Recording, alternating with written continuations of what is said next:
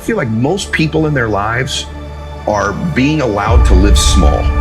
You're allowed to live a small life. Everyone around you would like you to live small. Just do this. You're good at that. Man, take it easy. Chill. When's enough?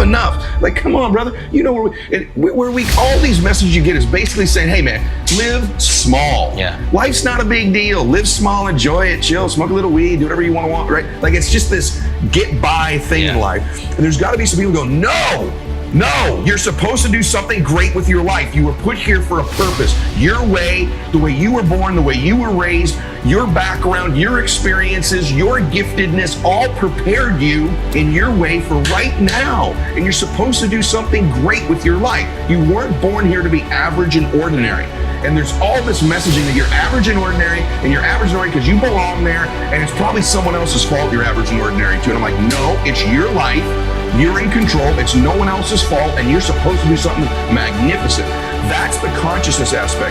The last 1,000 years on Earth, doing something great has been reserved to this one little group of people, 1% of the population. They're supposed to do something great. They're supposed to live their dreams. We're supposed to watch them, cheer for them, wear their jersey, watch their award show, comment on their posts, clean their houses, right? Feed them in their restaurants. No!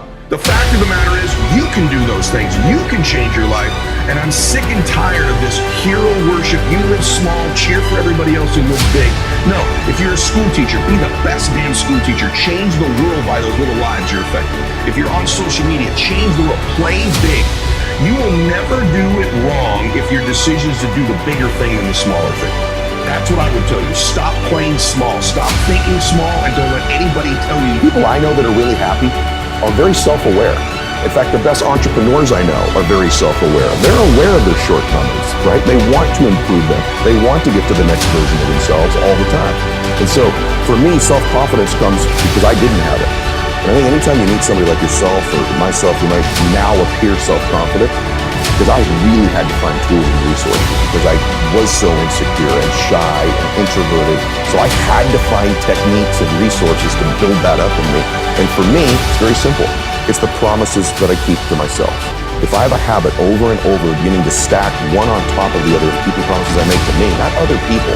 In other words, the minute you begin to get external in your life, worrying about what other people think about you, right? You've lost all control, and it never fills you up. And people's admiration, people's gratitude towards you will never fill you up. It's your own. It's your own inside. And so for me, self-confidence comes from keeping the promises I make to myself. And the other part of it is being aware I'm doing it. In other words, most people don't give themselves enough credit all the time. They're very aware of these 20% things and not aware of the 80, right? And that's why the dosage is so important too. You've nailed it. It should be 80-20, right? Because people get addicted to this. I'm not good at this. People don't like this about me. I don't feel good. Instead of focusing on the 80 and stacking it up. Wow, I did eat what I said I was going to today. I did get up when I said I was going to. I made the amount of phone calls. I treated people in such a way I promised myself. It's not just doing those things. It's rewarding it. It's being aware of it and stacking that up.